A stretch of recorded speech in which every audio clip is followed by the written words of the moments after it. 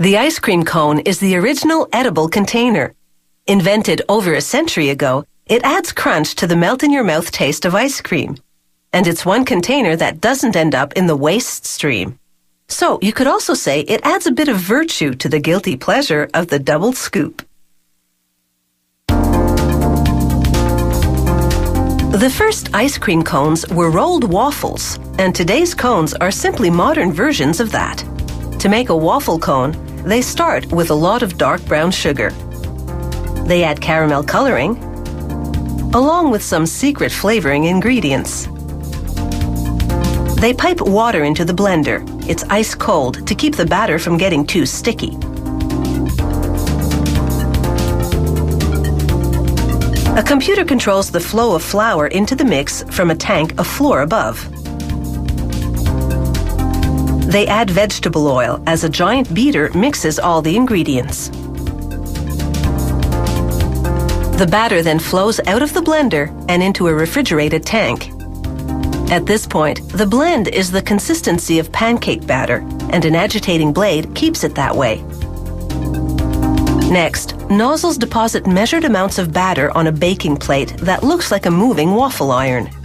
Top plates flip down, and the baking plates roll through a gas-heated oven for a quick bake.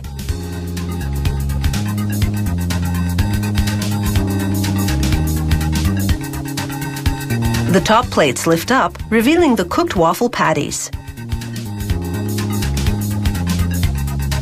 Automated arms help transfer the patties to rolling tools.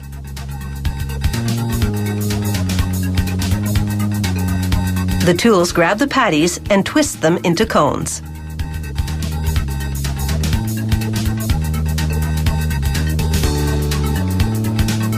The cones fall down a chute and ride an open elevator up and down to cool and harden.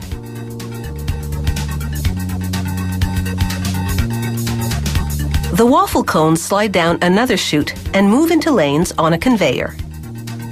Automated fingers adjust their position to prepare them to slide into paper jackets.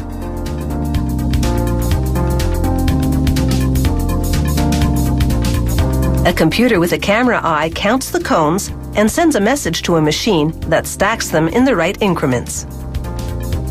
Here, a technician activates a device that pushes on a ball inside a cone to test the cone's breaking point, proving this waffle cone can hold up to voracious snacking.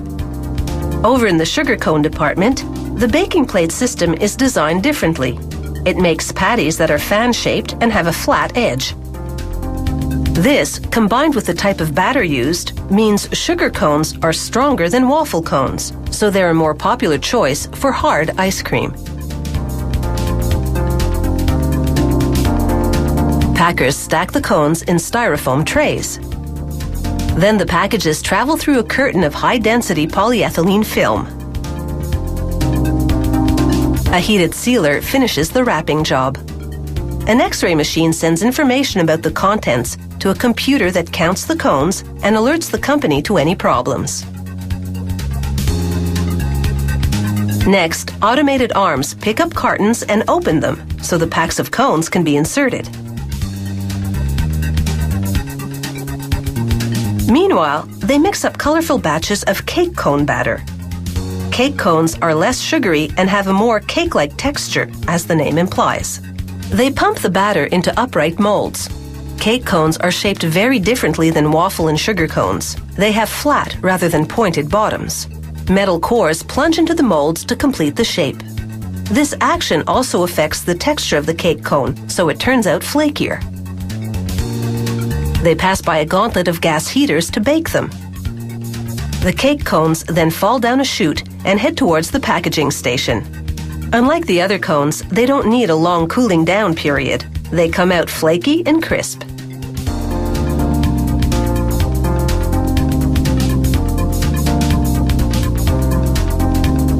A mechanical arm picks up paper sleeves and drops them in front of the cones. It's all perfectly timed. These cones are now on their way to an ice cream stand near you, where, in their various shapes and sizes, they'll be used to dish up ice cream lickety-split.